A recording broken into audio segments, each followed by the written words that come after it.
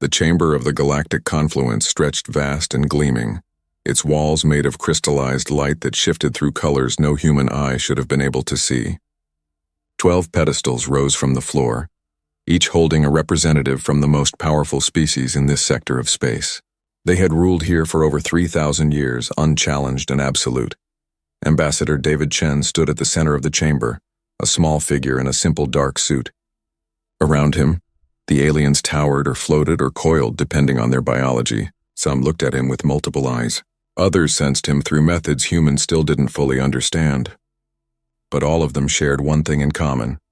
They did not take him seriously. The Human Confederation formally protests the presence of your military fleet in our territory, Chen said, his voice steady and clear. We demand immediate withdrawal from the New Harmony system. This is not a negotiation. This is a warning. A sound rippled through the chamber. It took Chen a moment to recognize it as laughter. The confluence species didn't laugh the same way humans did, but the meaning was unmistakable. They found him amusing. Senior Arbiter Kelvoth rose from his pedestal. He was tall, nearly 3 meters, with silver skin that reflected the chamber's shifting light. His species, the Varen, had led the confluence for 800 years. They were brilliant strategists, master engineers, and completely convinced of their superiority. Ambassador Chen, Kelvoth said, his voice like wind through metal chimes. Your species has been in space for what? 200 years? We have maintained peace in this sector for millennia. New Harmony sits on resources that would benefit the entire galactic community. Your small colony has no rightful claim to an entire system. We settled it first, Chen replied. Under galactic law, that grants us territorial rights. You taught us that law. Now you want to ignore it. Another representative spoke up. This one was a Thracian, a being that looked like flowing water held in a vaguely humanoid shape. Your colony has fewer than 5 million inhabitants. Our civilizations number in the trillions. Surely you see the arithmetic, human. The needs of the many outweigh the desires of the few. Chen's jaw tightened. He had expected this. For the past 6 months, the confluence had been making these arguments, slowly escalating their pressure. First it was requests, then suggestions, then demands. Now they had moved a fleet of 300 warships to the edge of human space. We see the arithmetic perfectly, Chen said. 300 ships against 20 human vessels currently in the New Harmony system. You think those numbers mean you've already won, but numbers aren't everything. No, Kelvoth agreed, sounding almost kind. They are not. Technology matters. Experience matters. And in both areas, humanity is severely lacking. Your ships are crude. Your weapons are basic. Your tactics are... He paused as if searching for a polite word. Untested on a galactic scale. We've been peaceful, Chen said. For 180 years, humanity has traded fairly, honored every treaty, and resolved disputes through diplomacy. We've been good neighbors. That doesn't mean we're helpless. A representative that looked like a collection of floating crystals chimed in. We have reviewed your military capacity, Ambassador.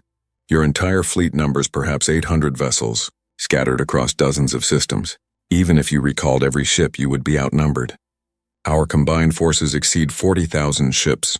Chen looked around the chamber, meeting as many eyes as he could. Then why do you need 300 ships to take one system from us?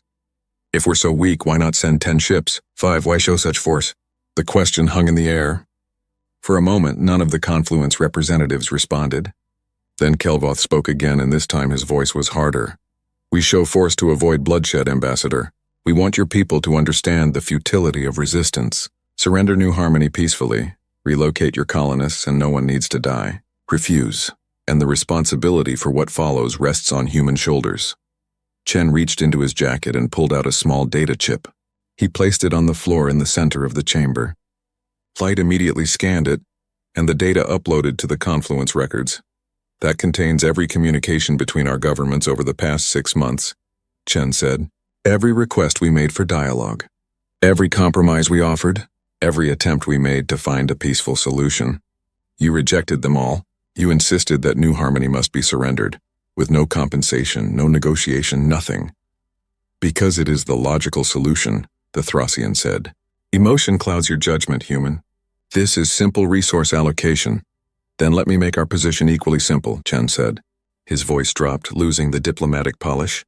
Now he sounded like what he had been before becoming an ambassador, a naval officer who had seen combat. Withdraw your fleet from our territory. Do not enter the New Harmony system. Do not threaten our people. If you do, we will defend what is ours. There will be no second warning.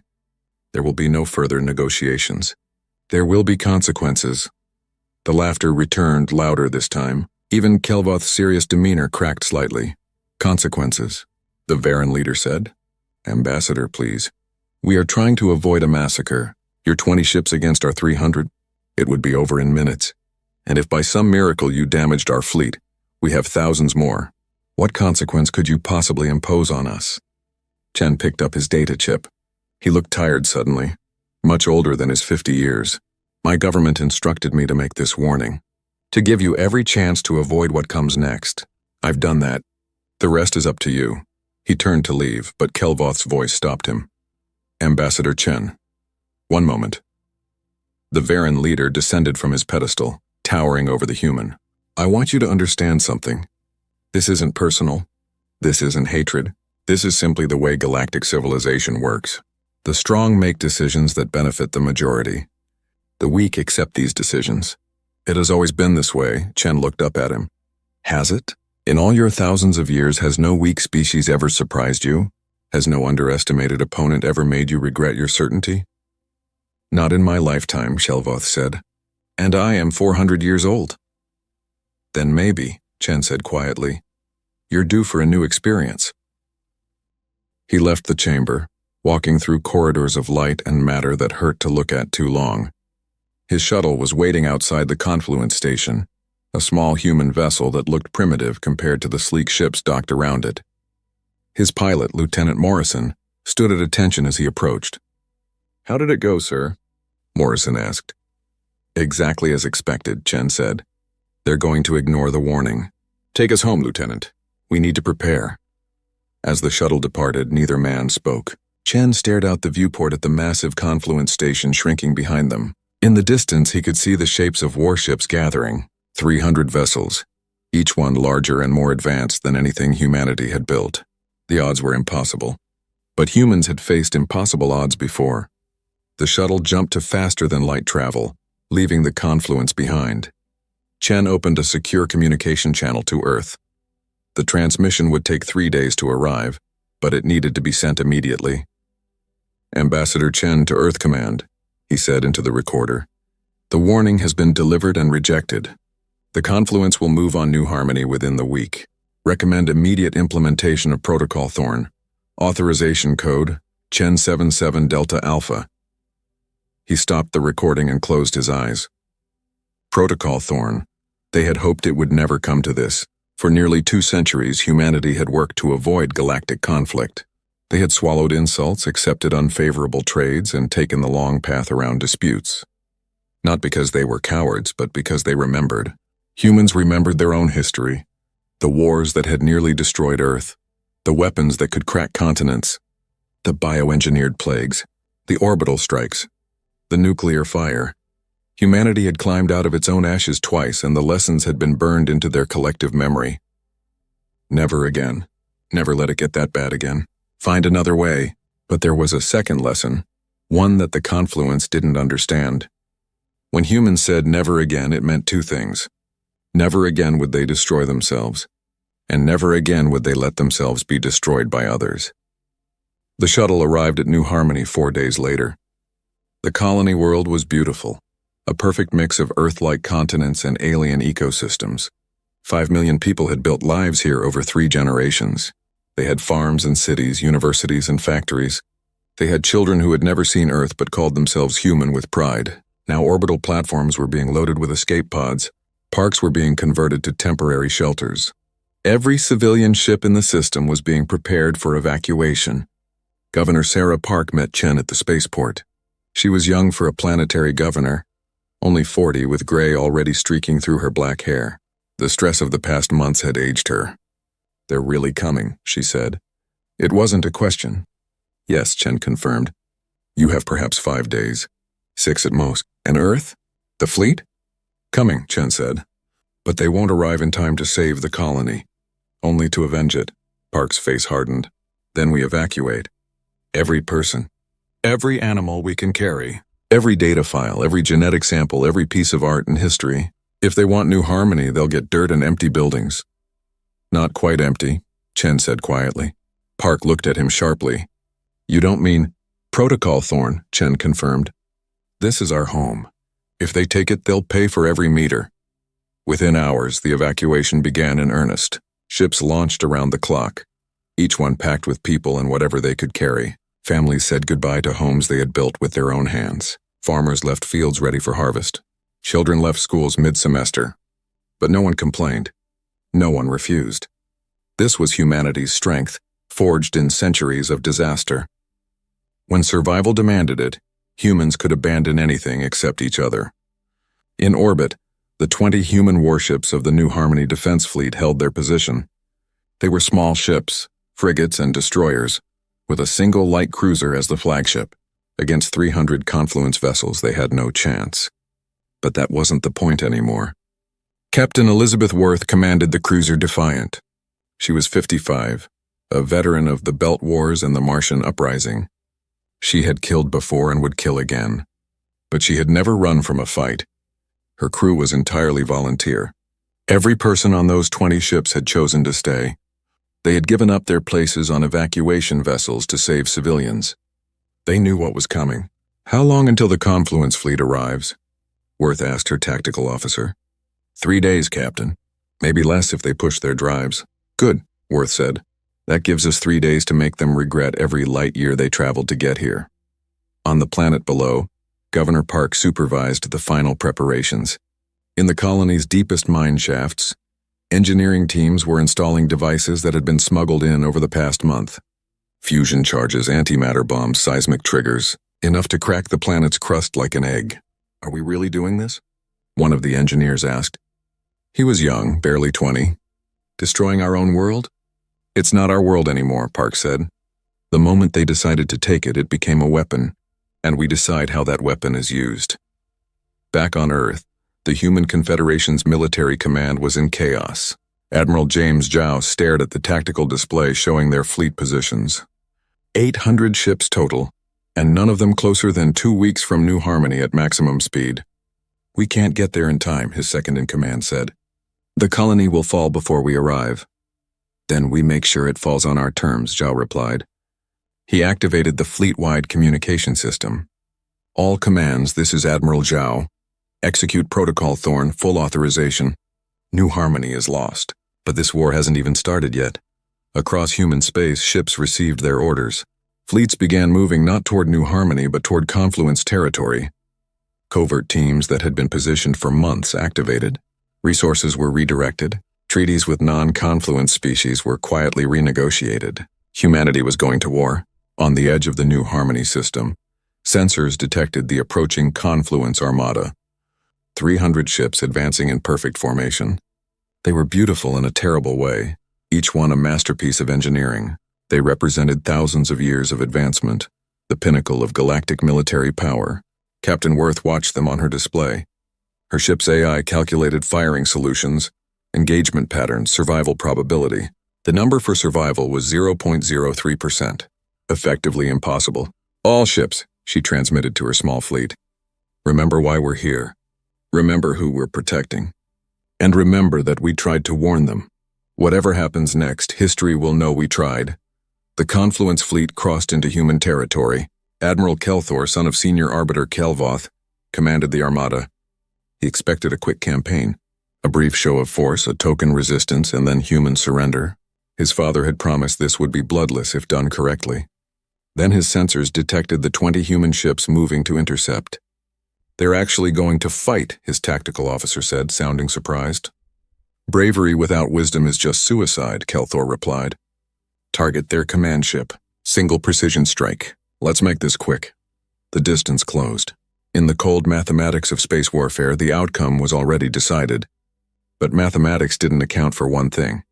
Humans had nothing left to lose. Captain Worth looked at her crew. They were ready. They were scared, but ready. All ships, she said. For New Harmony. For humanity. No pardons, no mercy. No retreat. The Defiant's engines flared to maximum as it charged directly at the Confluence formation. Behind it, 19 other ships followed. The battle was about to begin, and the galaxy was about to learn what happened when you ignored a human warning. Admiral Kelthor watched the human ships approach on his tactical display with something close to sadness. They were small vessels, barely worth calling warships by Confluence standards. His flagship alone massed more than all 20 human ships combined. This wasn't going to be a battle. It was going to be an execution. "Sir, the humans are not responding to our hails," his communications officer reported. "They've made their choice," Kelthor said. He was young for a Varan admiral, only 70 years old, but he had studied warfare his entire life. "Target their lead vessel. Fire a warning shot across their bow. Perhaps they'll see reason at the last moment." The Confluence flagship's primary weapon charged and fired. A beam of concentrated energy lanced across space, passing within 100 meters of the human cruiser Defiant. It was a demonstration of accuracy and power. The message was clear: we can destroy you anytime we choose. The human ships didn't slow down. They didn't change course. They accelerated. "Strange," Kelthor's tactical officer muttered. "Their formation is all wrong. They're not even trying to use standard defensive patterns." "Because they don't know how," another officer said. "Humans are new to void combat. They're probably panicking." But Kelthor wasn't so sure. There was something deliberate about the human approach. They were spreading out now, each ship taking a different vector. Not random, he realized. They were positioning themselves to maximize something. "But what?" "All ships weapons free," Kelthor ordered.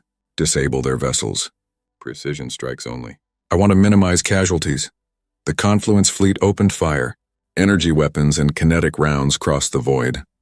The first human destroyer took a direct hit and exploded in a flash of light and debris. Then a second. Then a third. The human ships kept coming. "They're not stopping," the tactical officer said, his voice rising slightly. "Sir, they're not even trying to evade. They're just coming straight at us." The fourth human ship died, then the fifth. They were being slaughtered, just as predicted. But they had closed the distance now. They were almost in optimal firing range for their smaller weapons. The Defiant was in the lead, its hull already scarred from near misses. Captain Worth's voice crackled across all frequencies, speaking not to the Confluence but to her own fleet. "All ships, execute pattern Broken Arrow. For everyone we couldn't save. For everyone we left behind. Make it count." The remaining human ships suddenly changed tactics. Instead of spreading out further, they collapsed inward, forming a tight sphere. Then they opened fire all at once, concentrating their weapons on a single point in the Confluence formation. "Clever," Kelthor admitted. "They're trying to overwhelm our shields through focused fire. It won't work, but it's clever." Except it did work. The targeted Confluence cruiser's shields flickered and failed under the concentrated assault. Kinetic rounds punched through its hull. Secondary explosions rippled across its surface. The ship listed, dead in space. "How did they—" the tactical officer began. "They found our shield frequency," Kelthor said, understanding dawning. "That's why they didn't evade. They were scanning us, analyzing our defenses while we killed them. They sacrificed 5 ships just to gather data." The human formation shifted again. Now they were targeting multiple Confluence vessels. Their weapons fire coordinated with frightening precision.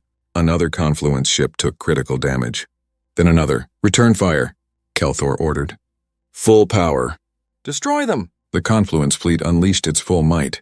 The 6th human ship vanished in a fireball. The 7th broke in half. The 8th lost its engines and spun helplessly away. But even the dying ships kept firing until their power cores failed. The Defiant took a direct hit that tore away a third of its hull. Atmosphere vented into space. Internal explosions rippled through the ship. It should have been destroyed. Instead, Captain Worth rerouted all remaining power to engines and weapons. "We're done for anyway," she said to her bridge crew. "Those who were still alive, at least. Let's make it mean something." The Defiant accelerated one final time, driving straight toward Kelthor's flagship. The Confluence vessel's automated defenses opened fire, shredding the human cruiser piece by piece. But Worth had calculated the trajectory perfectly. The Defiant's momentum was already committed. "Admiral, that ship is going to ram us," the tactical officer shouted. "Evasive maneuvers," Kelthor ordered too late. The Defiant, or what was left of it, crashed into the flagship's port side. The impact wasn't enough to destroy the larger vessel. but the human ship's antimatter reactor detonated on contact. The explosion tore a massive hole in the flagship's hull, killing hundreds of crew members and crippling the ship's main weapons array. Worth's last transmission echoed across all frequencies. For New Harmony, no pardons. Kelthor pulled himself up from where the impact had thrown him. Half his bridge crew was dead. Systems were failing all around him. His beautiful flagship, pride of the Varen fleet, was crippled. Damage report, he demanded. Catastrophic, sir. Portside weapons offline. Shield generators destroyed. We're venting atmosphere from 40 decks. Casualty count still rising. Current estimate, 600 dead, another 300 wounded. 600 dead. From a single human ship that had already been destroyed. Kelthor felt something cold settle in his chest. The battle continued. The remaining human ships were fighting with a ferocity that defied explanation. They were outgunned, outmatched, dying by the dozens, but they refused to stop. One destroyer, its weapons destroyed and engines failing, used its last bit of maneuvering power to collide with a Confluence frigate. Both ships were annihilated in the collision. Another human ship, surrounded by 5 Confluence vessels, overloaded its reactor deliberately. The explosion took out 3 of its attackers. They're insane, Kelthor's second-in-command said. They're killing themselves to hurt us. No, Kelthor said quietly. They're buying time. Every minute we spend fighting them is another minute their civilians escape. The realization didn't make him feel better. If anything, it made the whole thing worse. These humans were dying not because they thought they could win, but because they wanted their people to live. It was brave and stupid and terrifying all at once. The last human ship, a small frigate called Remembrance, was alone now. It was surrounded by 50 Confluence vessels, all of them damaged to some degree. The frigate's shields were down. Its weapons were offline. It was dead in space. Hail them, Kelthor ordered. Offer surrender, please. Enough blood has been spilled. The communication channel opened. A human voice responded. Female, young, barely more than 20 years old by Kelthor's estimation. This is Lieutenant Commander Sarah Vance of the Remembrance. We don't surrender. But thank you for the offer. You're going to die, Kelthor said. Your ship is disabled. Your crew is wounded. You've fought bravely. No one will question your honor if you surrender now. Honor isn't why we fight, Vance replied. We fight because you came to our home and told us it wasn't ours anymore. We fight because you ignored our warning. We fight because someone has to. Then you die for nothing, Kelthor said. Your fleet is destroyed. Your colony will still fall. Your death changes nothing. There was a pause. Then Vance spoke again, and this time her voice was sad but steady. Maybe you're right. But you'll remember us. Every one of you who survives this battle will remember that 20 human ships made 300 of yours bleed. You'll remember that we didn't run. And when your fleet reaches New Harmony, when you see what we left for you there, you'll remember this moment. You'll remember that we tried to warn you. The Remembrance's power core began to spike. Kelthor realized what was happening a second too late. All ships move away from that vessel. She's going to... The Remembrance detonated. The explosion caught 4 Confluence ships too close to escape. 2 were destroyed outright. 2 more were crippled beyond repair. Kelthor stared at the empty space where the human frigate had been. 20 ships. All destroyed, but the butcher's bill for the Confluence was 47 vessels destroyed or disabled, nearly 15% of their fleet, lost in a battle that was supposed to be a simple demonstration of power. Sir, we're receiving a transmission from New Harmony, the communications officer said. It's on all frequencies, repeating. Play it. A calm human voice filled the bridge. This is Governor Sarah Park of New Harmony Colony. To the Confluence fleet. You have defeated our defense force. You may now proceed to our planet unopposed. However, I want you to know that every civilian has been evacuated. You will find empty cities and abandoned farms. You came here for resources. You will find that we have sabotaged every mine, every factory, every piece of infrastructure we built. This world is ours, and if we cannot keep it, we will ensure it costs you everything to take it. The transmission ended. Kelthor sat in his command chair, staring at the tactical display. His fleet was damaged, his flagship crippled, thousands of his people dead or wounded, and the battle hadn't even really started yet. This was supposed to be the easy part. Analysis of the battle, he ordered. I want to know how they achieved such a favorable exchange ratio. His tactical officer worked quickly, reviewing the engagement data. When he looked up, his expression was disturbed. Sir, those human ships, they weren't military vessels. At least they weren't originally. Our scans show civilian power cores, retrofitted weapon systems, and modified hulls. They were cargo ships, mining vessels, passenger liners. Someone converted them for combat. Kelthor felt that cold sensation again. You're saying those were civilians? Not soldiers? Volunteers, sir. Based on the communication patterns we intercepted, every person on those ships chose to stay behind when the evacuation began. They were buying time for their families to escape. The bridge was silent. Kelthor's crew, all of them experienced military personnel, were trying to process what they had just heard. The ships they had destroyed weren't even proper warships. They were civilians in converted vessels, and those civilians had inflicted devastating losses on a fleet that outmatched them in every measurable way.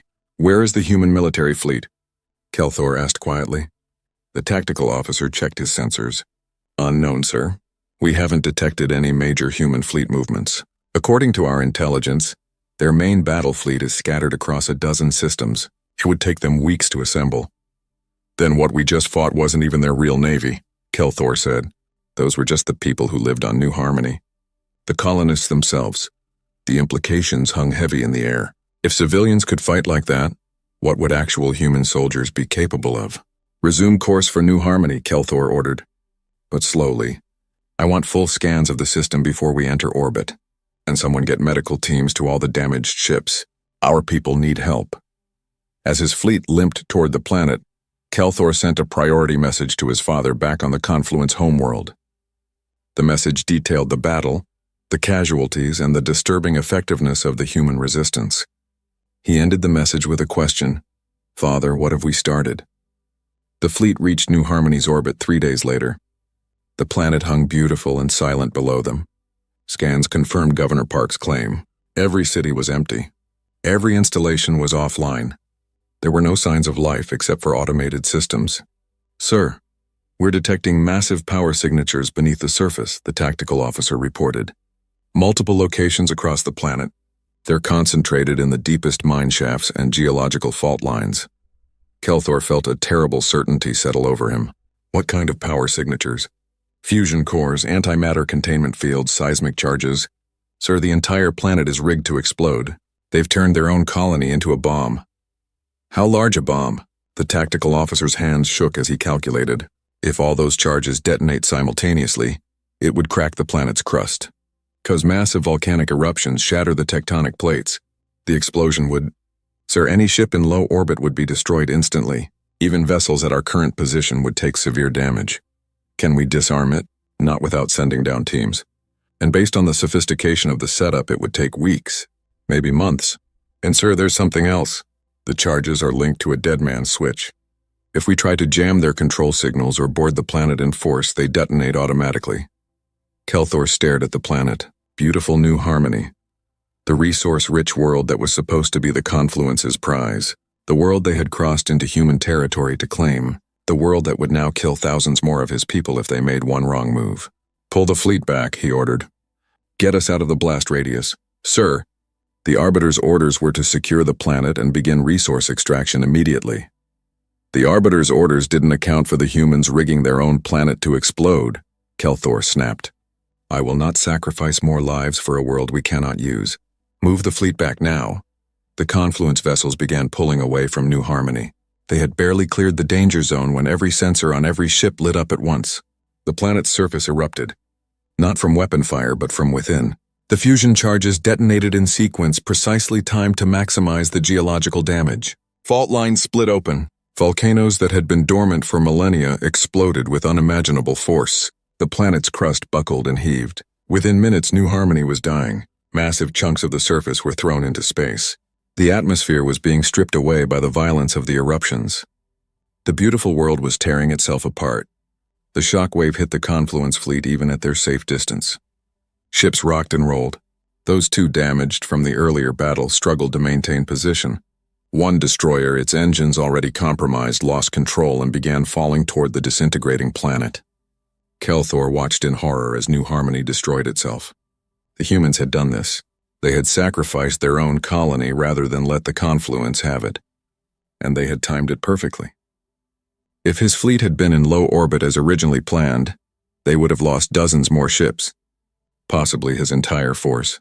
Casualty report, he said numbly. 14 more ships lost or disabled from the shockwave, sir. Total fleet loss is now at 61 vessels. Over 3,000 dead, 7,000 wounded, 61 ships, 20% of their fleet. And they hadn't even reached human military forces yet.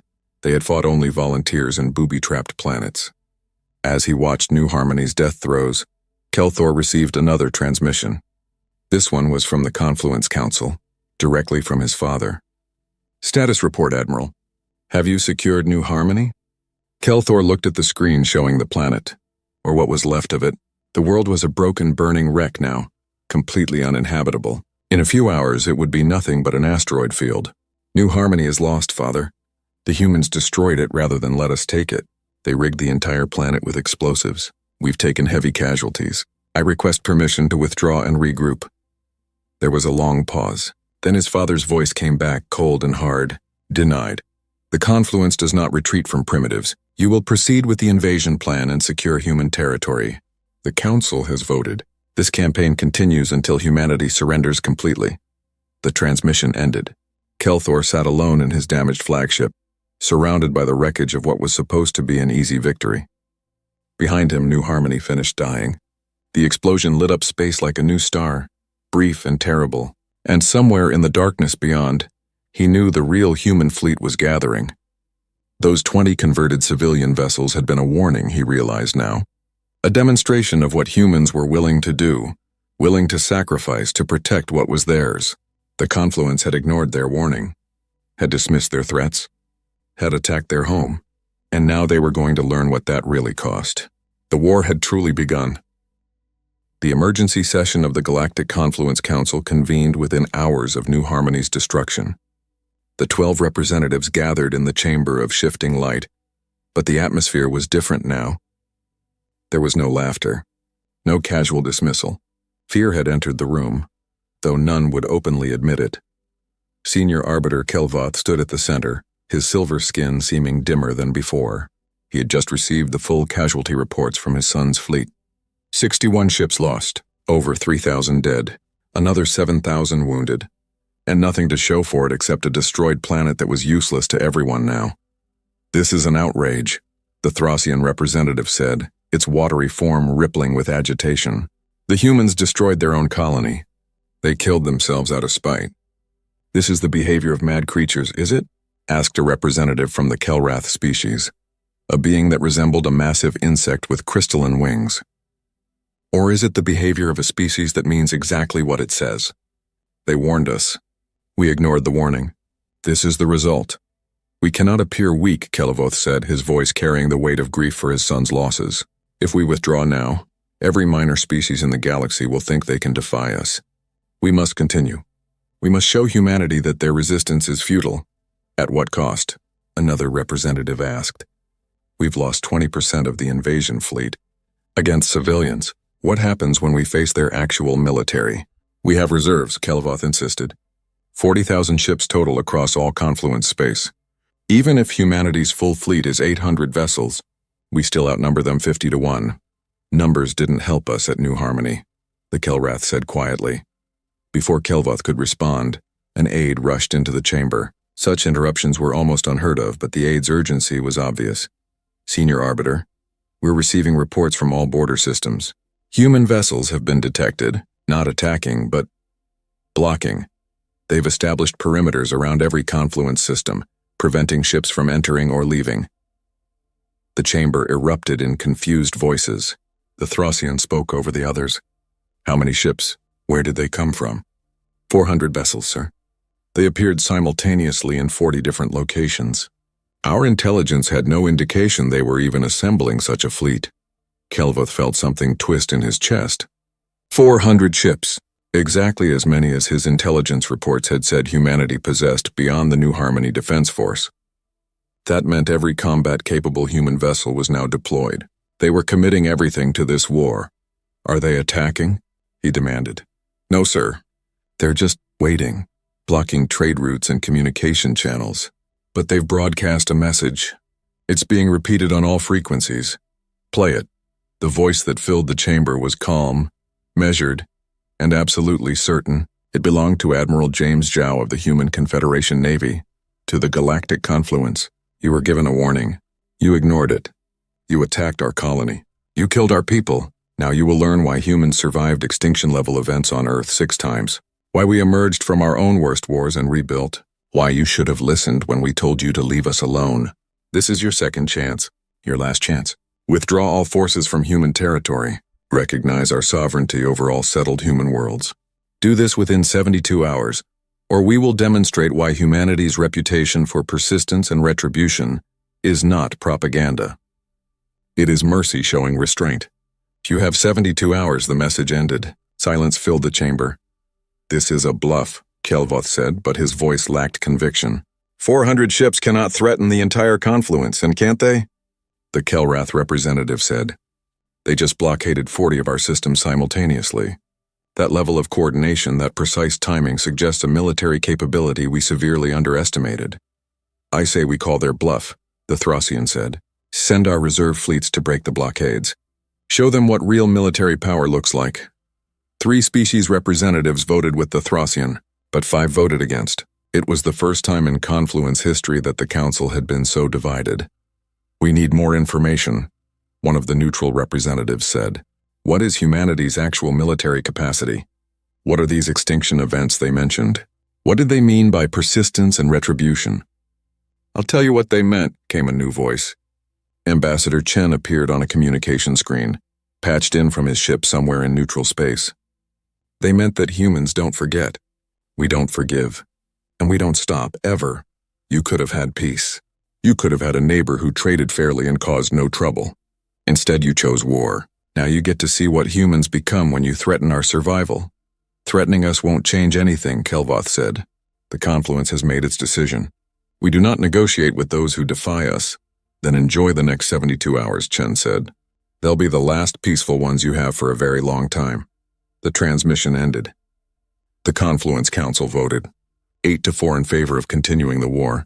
Additional fleets would be dispatched to break the human blockades. The conflict would escalate until humanity surrendered or was destroyed. Kelvoth returned to his private chambers after the vote, exhausted and grieving.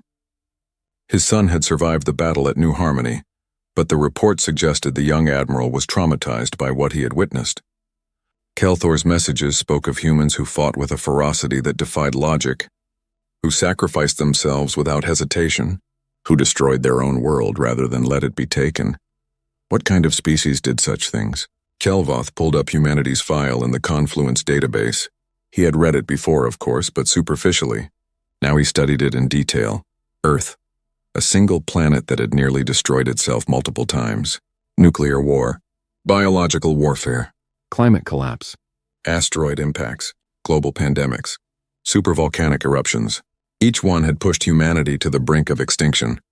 Each time they had survived. Not through luck, but through sheer stubborn determination. The file included analysis from Confluence sociologists. One passage caught his attention. Human psychology appears unique among known sapient species. They possess an unusual combination of individual self-interest and group loyalty.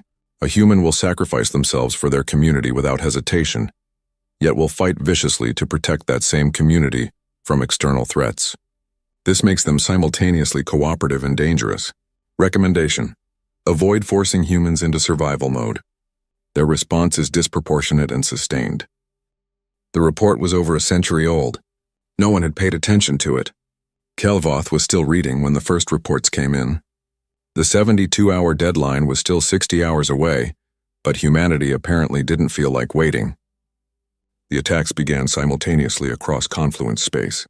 Not military attacks, something worse. Human teams, small groups of specialists, infiltrated Confluence worlds. They didn't target civilians. They didn't bomb cities. Instead, they hit infrastructure with surgical precision. Power generation facilities went offline. Water treatment plants stopped working. Communication networks crashed. Transportation systems failed. Food distribution centers lost refrigeration. On the Varen homeworld, the capital city woke to find its power grid completely dead. No electricity, no heat, no water pumping, nothing. Engineers rushed to fix it but found every critical component had been sabotaged in ways that would take weeks to repair.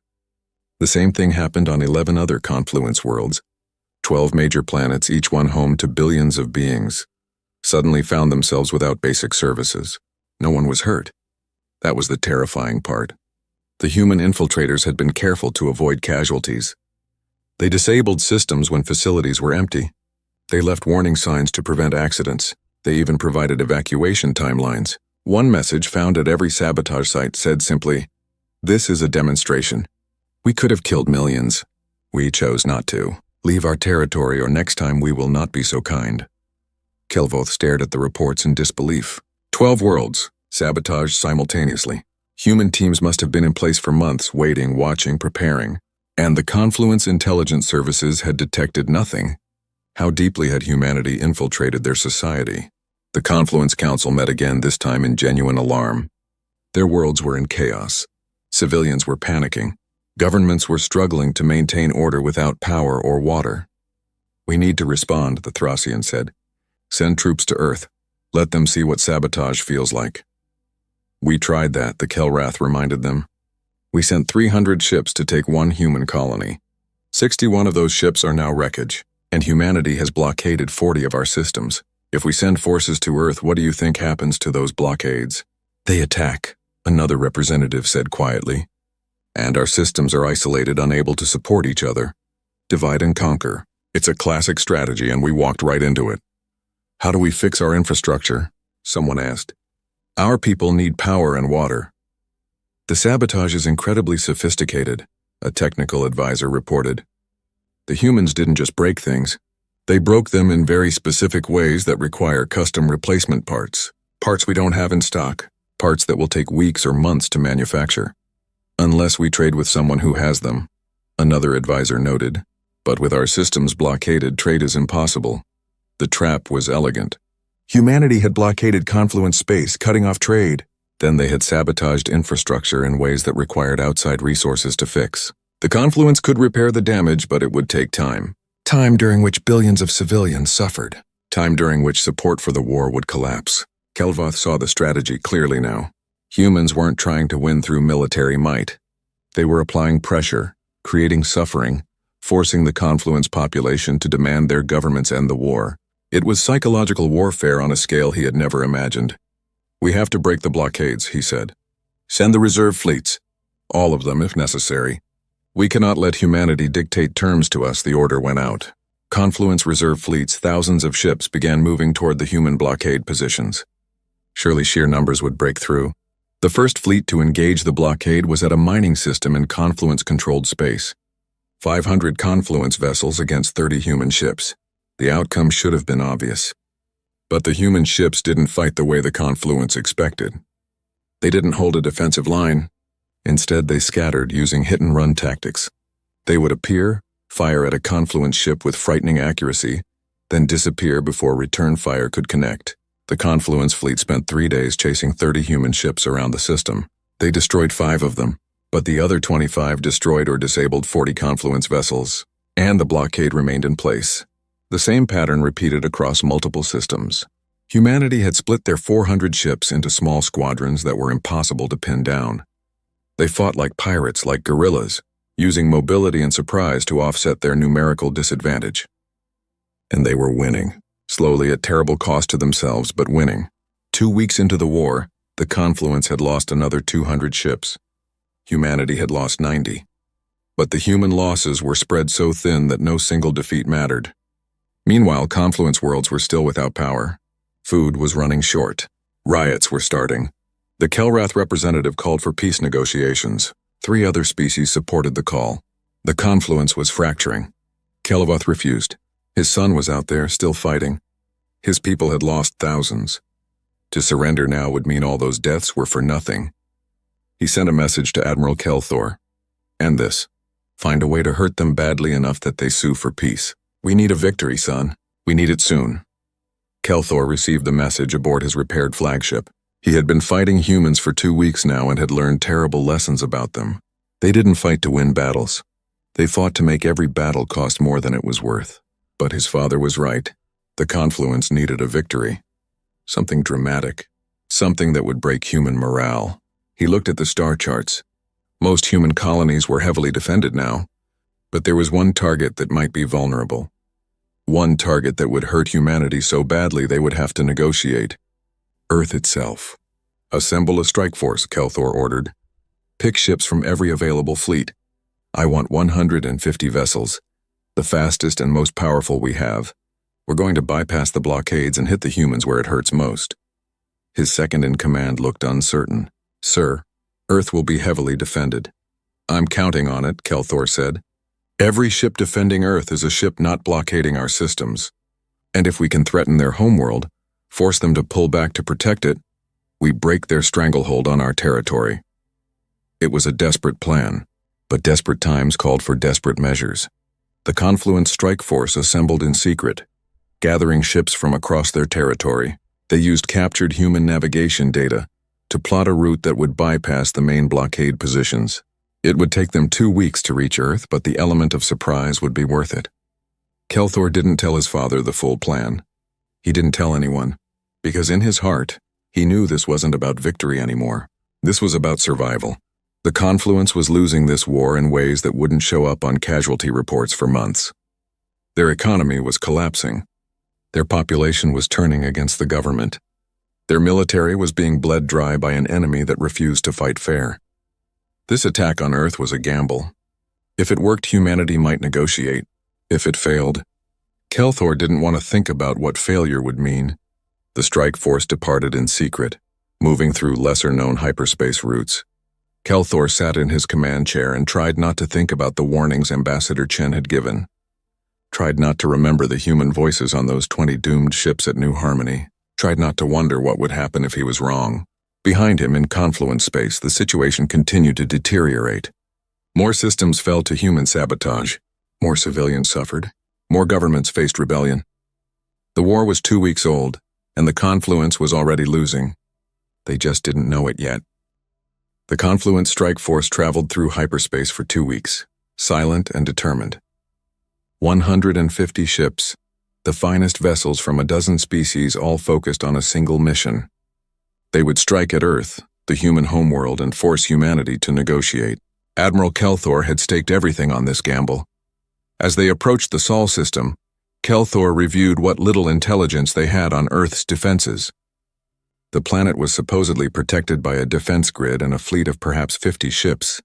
Against his 150 vessels, those defenses should crumble quickly. He would issue an ultimatum: withdraw from Confluence space or watch your homeworld burn. He didn't want to hurt civilians. After seeing what humans were willing to do at New Harmony, after fighting them for 2 weeks, he had developed a grudging respect for them. But the Confluence was dying. His people were suffering. He needed to end this war, and threatening Earth was the only way he could think to do it. The strike force emerged from hyperspace at the edge of the Sol system. Sensors immediately began scanning for human defenses. Sir, we're detecting minimal defense presence, the tactical officer reported. 12 ships in orbit around Earth, no sign of additional forces. 12 ships, even fewer than expected. Kelthor felt a cold suspicion settle over him. After 2 weeks of clever tactics and brutal efficiency, why would humanity leave their homeworld so poorly defended? Full scan, he ordered. I want to know the position of every object larger than a shuttle in this system. Check every asteroid, every moon, every debris field. His tactical officer worked for several minutes, reviewing the sensor data carefully. Sir, I'm detecting unusual readings throughout the system. Small power signatures, thousands of them, but they're dormant. They could be sensor buoys or mines or ships in stealth mode, Kelthor finished.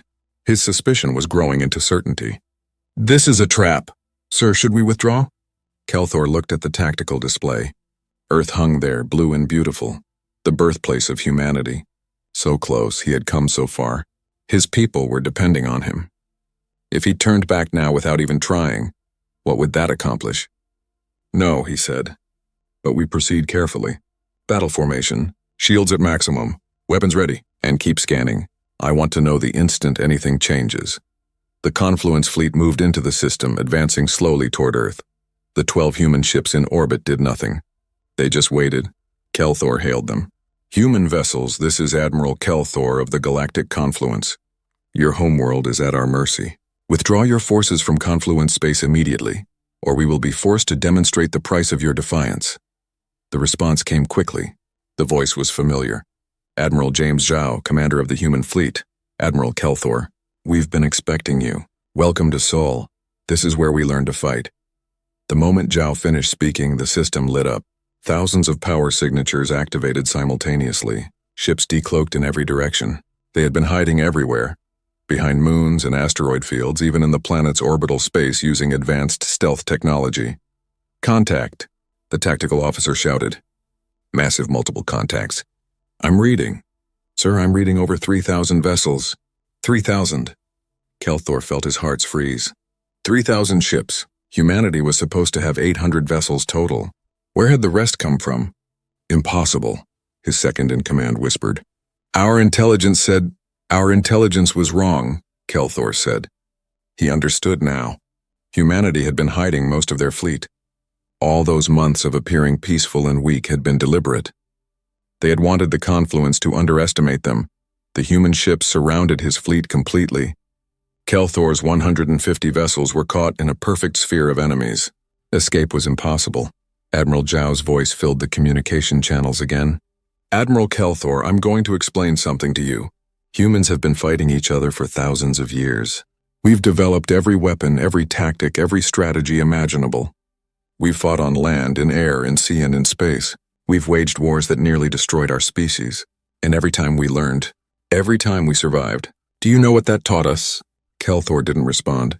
He was calculating odds, looking for any possible escape route. There was none. It taught us that the best way to win a war is to never let it start. Zhao continued. But when war comes anyway, when someone ignores every warning and every chance for peace, then we fight with everything we have. You came to our home, Admiral. You thought we'd left it undefended. But this is Earth. This is where 8 billion humans live. Did you really think we'd leave it vulnerable? Your fleet was supposed to be scattered across a dozen systems, Kelthor said, blockading our space. How did you get them all here? We didn't, Zhao said. The ships blockading your territory are still there. These ships are our reserve fleet, the one we've been building in secret for the past 50 years. The one we hoped we'd never need to use. You forced our hand, Admiral. You made us bring out everything. 50 years. Humanity had been preparing for this war for half a century. They had built a secret fleet, hidden it perfectly, and waited. They had played weak and peaceful while building the capacity to fight. You lied to us, Kelthor said. No, Zhao replied. We told you to stay out of our territory. We told you there would be consequences. You chose not to believe us. That's not lying. That's you being arrogant. The Confluence fleet was still surrounded. Kelthor's ships were powering weapons, but it was useless. Against 3,000 ships, they couldn't possibly win. What do you want? Kelthor asked. Your surrender, Zhao said simply. Power down your weapons. Lower your shields. Accept boarding parties that will take control of your vessels. Do this and no one else has to die today. Refuse and we will destroy your fleet. The choice is yours. Kelthor looked at his bridge crew. They were scared, he could see it in their faces. These were professional soldiers, but they had never faced odds this impossible. If I surrender, what happens to my people? He asked. We treat them with honor, Zhao said. Medical care for the wounded. Food and shelter for prisoners. Eventually repatriation when this war ends. We're not monsters, Admiral. We don't punish soldiers for following orders. And if I refuse, then you die. All of you. And when your fleet doesn't return home, your government will send another. And we'll destroy that one too. And another, until the Confluence runs out of ships or wisdom. Your choice, Admiral. Live as prisoners or die as examples. Kelthor closed his eyes. He thought of his father, back on the home world expecting victory. He thought of the thousands of crew members under his command, people who trusted him to bring them home. He thought of Captain Worth and her volunteers at New Harmony, who had died to buy time for their civilians to escape. These humans weren't bluffing. They had proven that over and over, and they were giving him a choice that his own forces had never given the humans: surrender and live. All ships, he said quietly. Stand down. Power down weapons. Lower shields. We surrender. The relief on his bridge crew's faces was obvious, but the tactical officer had a question. Sir, why are they doing this? They have us trapped. They could just destroy us and remove us as a threat. Before Kelthor could answer, Admiral Zhao did. Because removing you as a threat isn't our goal. Our goal is ending this war. Dead soldiers are martyrs. Prisoners are teachers. When you go home, you'll tell your people what happened here. You'll tell them about the fleet they didn't know we had. You'll tell them that we offered mercy even when we didn't have to. And maybe, just maybe, they'll start listening to our warnings. Human boarding parties arrived within the hour. They were professional and polite. They provided medical care to Confluence wounded. They offered food and water to crew members who needed it. They treated their prisoners with a respect that confused and disturbed Kelthor. These were the same beings who had destroyed their own planet. The same ones who had fought to the death with converted civilian ships. The same ones who had sabotaged Confluence infrastructure. But here in victory they were merciful. One human officer, a young woman with captain's insignia, spoke to Kelthor as his crew was being processed. "I was at New Harmony," she said, "on one of the evacuation ships. I watched from orbit as the planet died. My grandmother chose to stay behind. She was on one of the defense ships. The Remembrance, Kelthor remembered that ship. The last one destroyed. The young commander who had detonated her vessel rather than surrender. "I'm sorry," he said, and meant it, "are you?" the captain asked. "My grandmother died because you came to our home. Because your people decided our colony didn't belong to us. Because you ignored our warning. So I want you to understand something. We don't forgive that. We don't pardon what you did.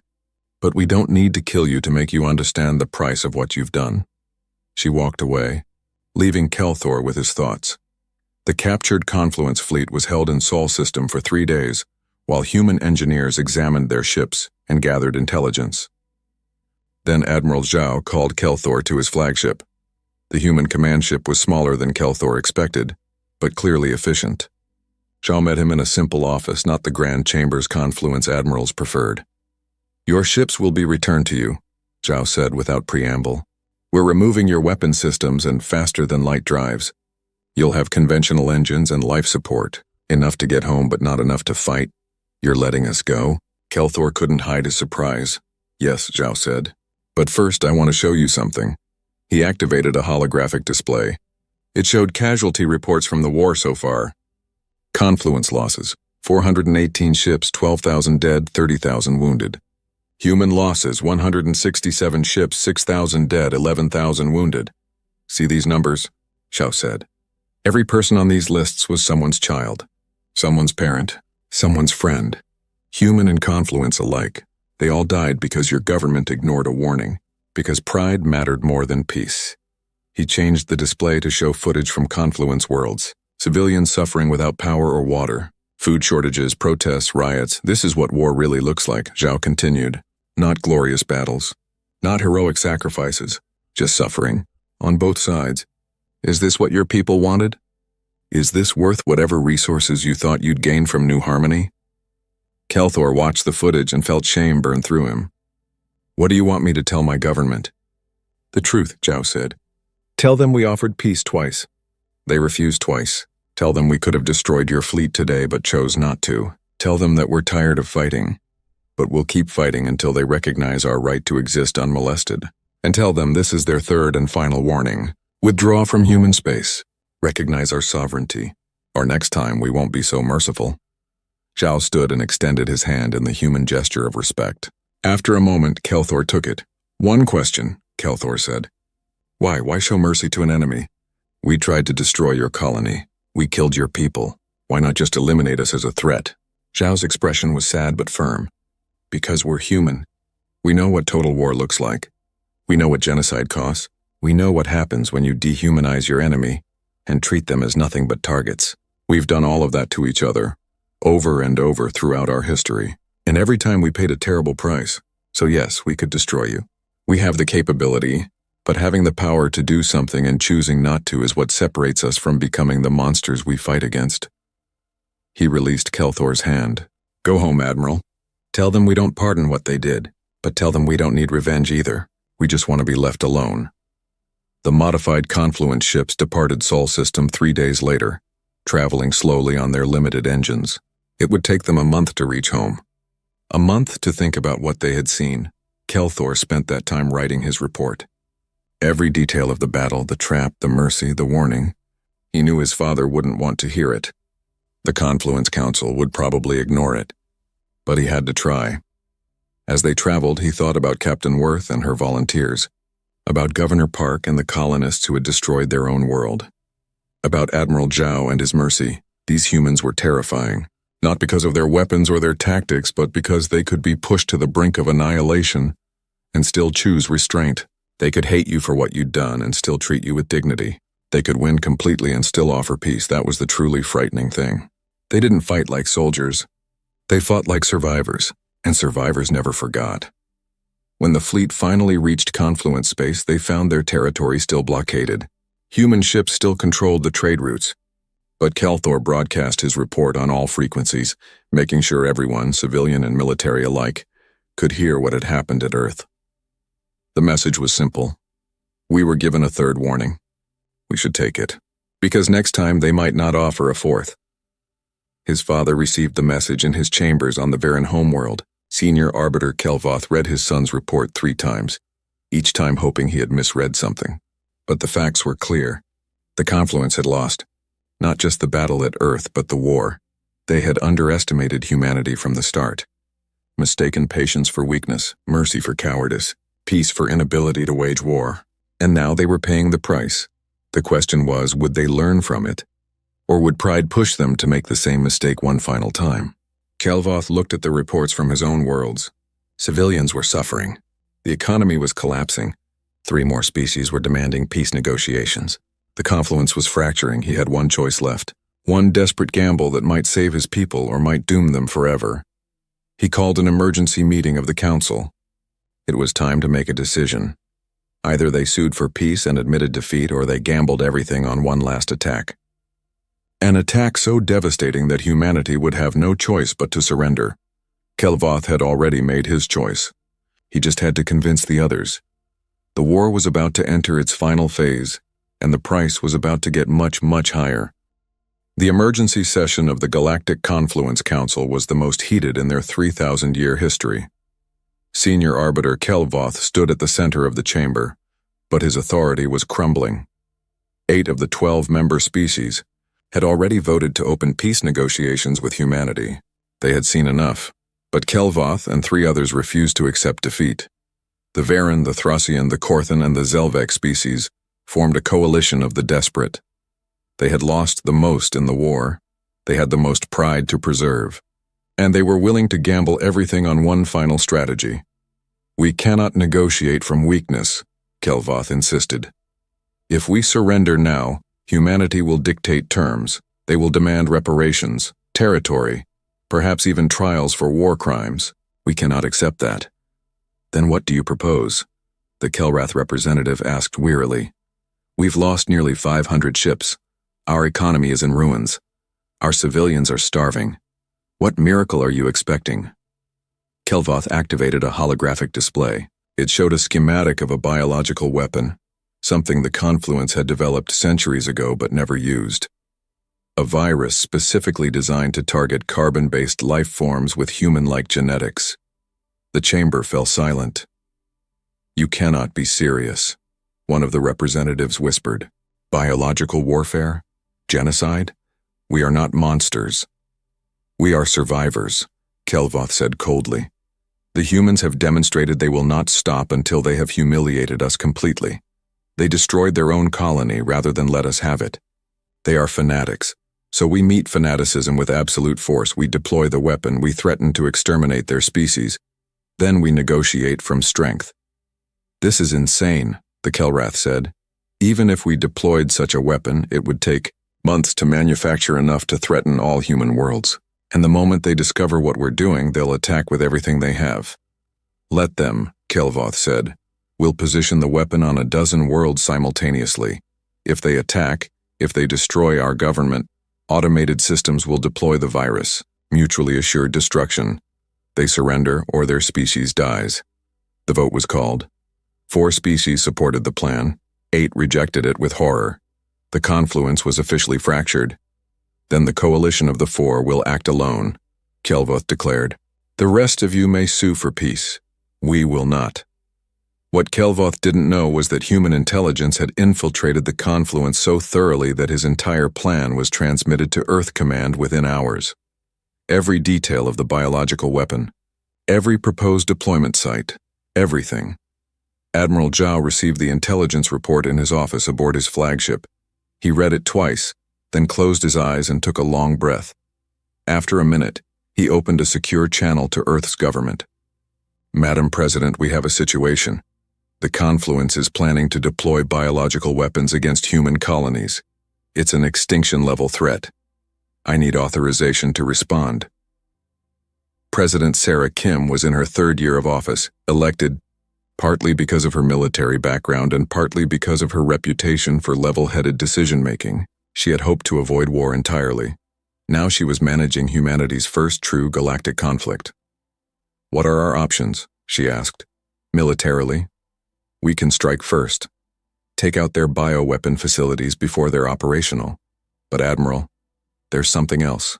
Our intelligence indicates that the Confluence leadership plans to make this plot public. They want the galaxy to know they're willing to commit genocide. It's a deterrent strategy. And if we attack them first, we prove them right. We become the monsters they claim we are.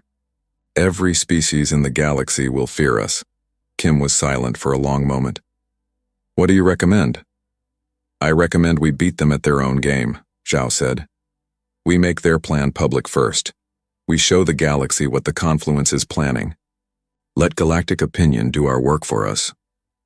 Within 24 hours, every major government and news organization in the galaxy received a data package from an anonymous source.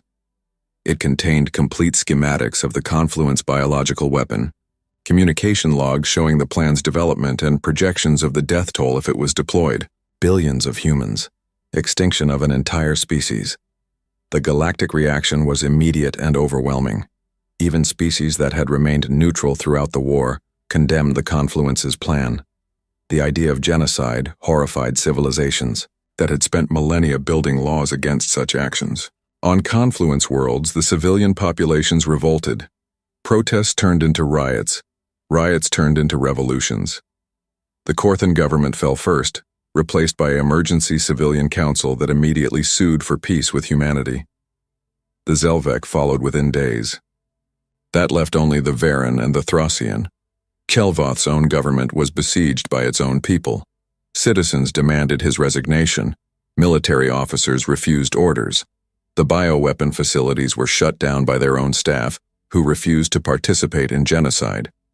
Kelvoth sat in his office watching his world burn through the windows. Everything he had built, everything he had fought for, was collapsing. His son had tried to warn him. Ambassador Chen had tried to warn him. Even his own people had tried to warn him. But he hadn't listened. The communication system activated. A familiar face appeared. Ambassador David Chen. Senior Arbiter Kelvoth. Your government has fallen. Your coalition has dissolved. Your bioweapon plan has been exposed. You've lost everything. I'm offering you one final chance to end this with some dignity. Surrender. Unconditionally. Allow humanity to negotiate a peace treaty with your interim government. Do it now, before more people die. And if I refuse? Kelvoth asked, though he already knew the answer. Then we come for you, Chen said simply. Not with armies, not with weapons. We come with evidence. We show every being in the galaxy exactly what you tried to do. You become history's greatest monster. Your species lives in shame for generations. Your children's children will curse your name. Is that how you want to be remembered? Kelvoth looked at the holographic display showing casualty numbers. 18,000 Confluence dead. 11,000 humans dead. Trillions of beings suffering because he had refused to accept that humans meant what they said. He had ignored the first warning. Dismissed the second, and almost triggered genocide at the third. How many chances did one leader deserve? I surrender, he said quietly. On behalf of the Varen government, what remains of it, I surrender unconditionally. The news spread across the galaxy within hours. The war was over. Humanity had won without firing another shot. The Confluence coalition of 4 had dissolved. Peace negotiations would begin immediately, but the question everyone asked was simple. What would humanity demand? They had won completely. They could ask for anything: territory, resources, revenge. The galaxy waited to see what kind of victors humans would be. The peace conference was held on a neutral station, one operated by the Kelrath species. Ambassador Chen led the human delegation. Across from him sat representatives from all 12 former confluent species, including a broken senior arbiter, Kelvoth. Chen placed a data tablet on the table. These are humanities terms, 3 conditions, nothing more. The confluence representatives looked at each other in confusion. 3 conditions? They had expected dozens, reparations, territory, punishments, but just 3? First, Chen said, all confluent species must formally recognize human sovereignty over all settled human worlds and claimed territories. No disputes, no challenges. What is ours. Heads nodded around the table. That was reasonable. Expected even. Second, Chen continued, the 4 species that supported the biological weapon plan must undergo complete demilitarization for 50 years. You will maintain only defensive forces, no offensive capabilities, and your compliance will be monitored by the 8 species that sued for peace early. Not by us, by your former allies. Kelvoth closed his eyes. It was a clever punishment. The Varen would be weak, protected only by the mercy of their neighbors. But it wasn't extermination. It wasn't even particularly harsh by the standards of galactic warfare. Third, Chen said, and his voice became softer, sadder. We require a memorial, on the site where New Harmony used to orbit before we destroyed it. A station, a place of remembrance, and on that memorial, you will inscribe every name, every human who died in this war, every confluent soldier who died, every civilian who suffered, every being whose life was touched by this conflict. Human and alien alike, equal in death as they should have been equal in life. Silence filled the chamber. The confluence representative stared at Chen in disbelief. That's it? The Throssian representative asked. No reparations? No territory? No trials? That's it, Chen confirmed. We don't need your resources. We have our own. We don't want your territory. We have enough. And we don't want revenge. We just want you to remember. Remember what this war cost. Remember that we warned you. Remember that it didn't have to happen. Why? Kelvoth asked, his voice breaking. We tried to exterminate your species. We killed thousands of your people. Why show us mercy? Chen looked at him for a long moment. Because we're human, Senior Arbiter. We remember our own history. We know what revenge costs. We know what happens when you dehumanize your enemies and treat them as less than people. We've done it to ourselves over and over. And every time we paid a terrible price. So yes, we could destroy you. We could demand everything you have. But what would that make us? Just another oppressor. Just another reason for the next war. He stood up. We don't pardon what you did. We will never forget, but we don't need to punish you to ensure our safety. Your own people will remember this shame far longer than any punishment we could impose. The memorial will stand for 1,000 years, reminding everyone who passes by that pride and arrogance led to suffering on both sides. That's justice enough. The treaty was signed that day. All 12 species agreed to the terms without changes. The war was officially over, barely 6 weeks after it had begun. The shortest galactic war in recorded history, and the first one ended not by the victor's sword, but by the victor's mercy.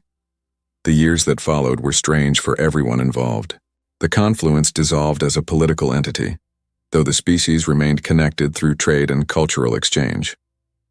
The 8 species that had sued for peace early formed new partnerships with humanity. Trust was slow to build, but it grew. The 4 demilitarized species struggled at first. The Varen, particularly, found their new weakness difficult to accept. But slowly they adapted. Their economy shifted from military production to science and art. Their culture, so long focused on strength and dominance, began to value wisdom and cooperation instead. 5 years after the war, the New Harmony Memorial Station was completed. It was massive, built from materials donated by every species involved in the conflict. At its center was a chamber containing holographic displays. 63,000 names. Humans and aliens, soldiers and civilians, all remembered equally. Former Senior Arbiter Kelvoth attended the dedication ceremony. He was old now, retired from public life, living quietly on a farming world, but he had insisted on being present. Ambassador Chen, also older and grayer, greeted him at the station entrance. "Thank you for coming," Chen said. "I had to see it," Kelvoth replied. "I had to see what my pride cost." They walked together through the memorial. The names floated in the air, thousands of them, each one representing a life cut short or changed forever. They stopped at a particular section. Lieutenant Commander Sarah Vance, Commander Elizabeth Worth, Governor Sarah Park, the volunteers of New Harmony's defense fleet. These people died because I didn't listen, Kelvoth said quietly. Because I thought humans were weak. Because I believed might meant right. They died because they chose to, Chen corrected gently. They chose to stand between you and their families. They chose to buy time with their lives.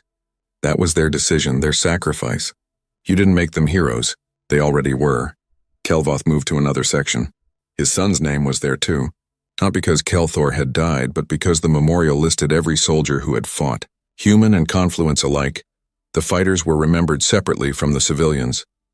My son told me about his experience at Earth, Kelvoth said, about Admiral Zhao's mercy, about being captured and treated with dignity. He said it was the most terrifying moment of his life, realizing that you could have killed him and chose not to. Your son is a good officer, Chen said. He learned from his mistakes. He tried to warn you. That takes courage. More courage than I had, Kelvoth admitted. I should have listened to him. Should have listened to you. Should have listened to everyone who told me I was wrong.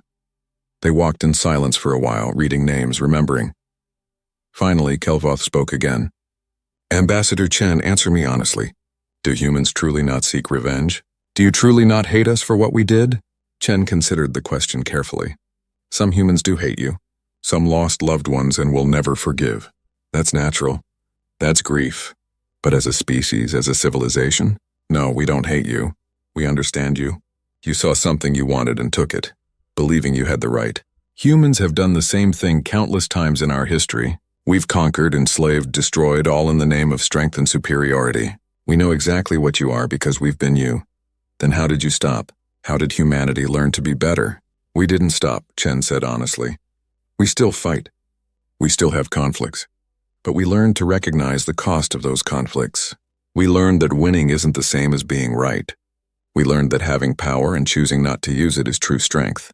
We learned by nearly destroying ourselves 6 times, by seeing what we became when we gave in to our worst impulses. And we decided, collectively, painfully, that we had to be better. Not perfect, just better. Kelvoth nodded slowly. And now you're teaching us the same lesson. No, Chen said. We're showing you the option exists. Learning it is up to you. They reached the central chamber of the memorial. Here the names disappeared, replaced by a single holographic display. It showed 2 worlds, Earth and the Viren homeworld, both beautiful, both fragile, both populated by beings who loved and hoped and feared. This is what we fight to protect, Chen said. Not territory, not resources, not pride, just the right for people to live their lives in peace. That's all we wanted from the beginning. That's all we ever asked for. And we refused to give it, Kelvoth said. We thought we knew better. Yes, Chen agreed. And now you know the price of that arrogance. The question is, what will you do with that knowledge?